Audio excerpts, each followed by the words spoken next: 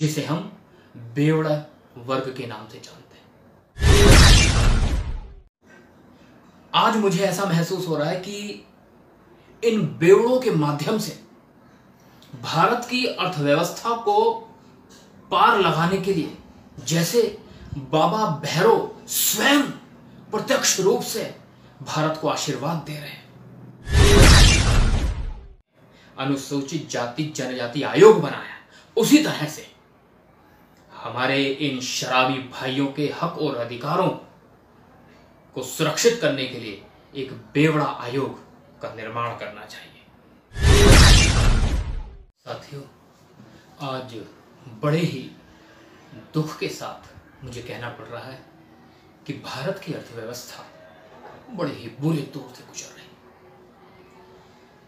Corona की महामारी ने जैसे भारत को तोड़ के रख दिया, आर्थिक स्थिति बिखर गई है, सब कुछ बेकार होता जा रहा है। ऐसे में, ऐसी गंभीर स्थिति में भारत की सरकार को एक उम्मीद की किरण दिखाई दी। दोस्तों, और ये उम्मीद की किरण ऐसी है जो डूबती हुई भारत की अर्थव्यवस्था को बचाने में कारगर हो सकती है, हो रही है। और ये उम्मीद की किरण और कहीं से नहीं आ रही है। ये उम्मीद की किरण उन लोगों की तरफ से आ रही है, वो लोग जो सदियों से उपेक्षित रहे हैं, जिन्हें घर, परिवार, समाज ने हमेशा अपमानित किया है, दुत्कारा है उन लोगों को। और आज ये ही लोग भारत की डूबती हुई नैया के खिवैया बन के सामने आ रहे हैं। जी हां दोस्तों, ये वो लोग हैं जो भाईचारे का प्रतीक हैं, जिन्होंने मैत्री के माध्यम से समाज में गिलास और चखने का महत्व सदियों से समझाया है। आज इनके सम्मान में कितने भी बड़े से बड़े शब्द मैं कह दूं, वो सब छोटे ही हैं। जी हां, मैं बात कर रहा हूं भारत में व्याप्त एक बहुत बड़ा वर्ग, जी हां, जिसे हम बेवड़ा वर्ग के नाम से जानते हैं।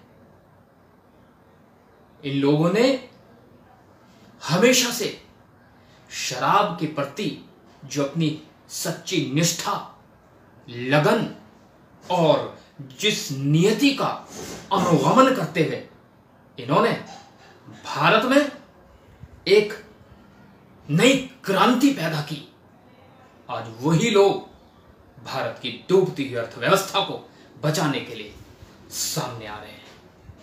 और ये वो लोग हैं जिनके हक और अधिकारों के लिए कभी किसी ने आवाज नहीं उठाई।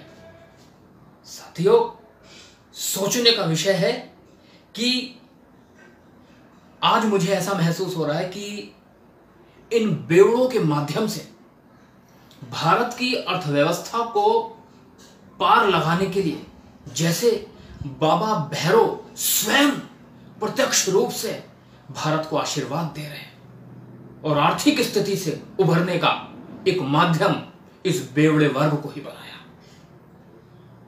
साथियों, आज मैं सतीश पूरे होश व हवास में भारत की सरकार से मांग करता हूं कि जिस तरह से महिलाओं के हक और अधिकारों की रक्षा करने के लिए महिला आयोग बनाया, जिस तरह से अनुसूचित जाति जनजाति के लोगों की रक्षा करने के लिए अनुसूचित जाति जनजाति आयोग बनाया, उसी तरह से हमारे इन शराबी भाइयों के हक और अधिकारों को सुरक्षित करने के लिए एक बेवड़ा आयोग का निर्माण करना चाहिए। यकीन जानिए साथियों, ये लोग आज भारत को बचाने के लिए सामने आए हैं। देखिए इनकी राष्ट्रभक्ति।